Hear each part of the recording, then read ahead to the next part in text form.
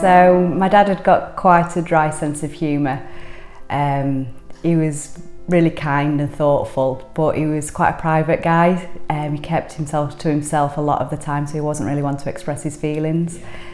In the hospice, we got a chance to really connect, to be honest. I'm glad that we got that time together.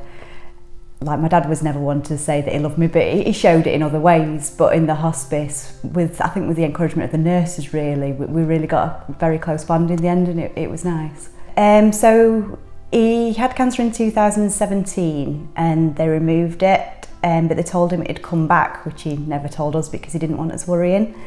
So December 2020 it came back and he received his terminal prognosis. They told him if treatment worked he might get 6 months, but he managed until June this year. So he was an absolute fighter. He decided he didn't want to go anywhere anytime soon and he wasn't letting it beat him. Before he died, he was taken to the hospice 5 weeks before, and the ambulance crew gave him the day just because they said he was so poorly. But the hospice managed to treat him, which is what he wanted, and he managed to get 5 more weeks while he was there. So the hospice was an amazing place. To be honest, death's something I've always been quite afraid of, and I thought it'd be scary. When he first went in, I was expecting it to be like a hospital, and it's not like that at all. Once they started treating my dad, he did pick up for a little while, and I got to know all the nurses in there, and it was a bit like being with family, to be honest. Everyone knew my name when I came in, and I got offered a drink and to see how my day was.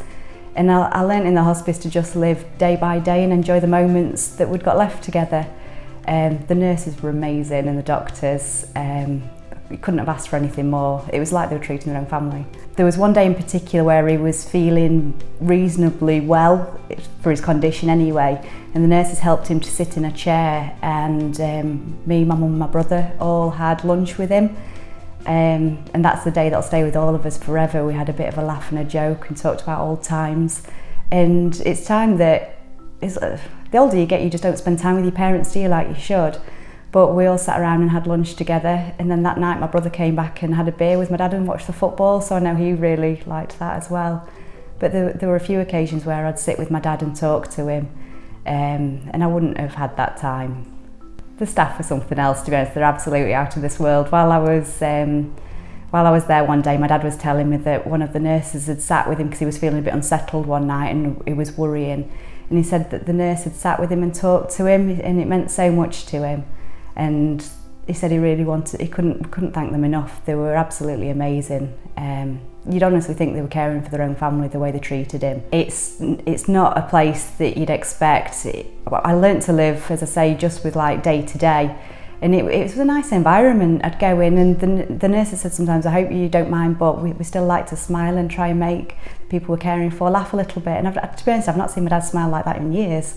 He even bought his aftershave one day because he got on with the nurses so well. I think he wanted to spruce himself up a bit. He said to my mum, could she bring his aftershave in? But he was really comfortable in there. He watched the football when that was on, and they did absolutely anything they could to make him feel at home and as comfortable as possible, as they did all of us. It's all you can do, isn't it? If everyone was sat around crying, I mean, things can't get any worse than that, can they? But I've just got happy memories in the hospice, to be honest. As sad as the occasion was, obviously you can't do anything about that. But I don't look back thinking, oh, what an awful place that was. I look back and smile at the wonderful people that cared for my dad. We just couldn't have asked for any more from them.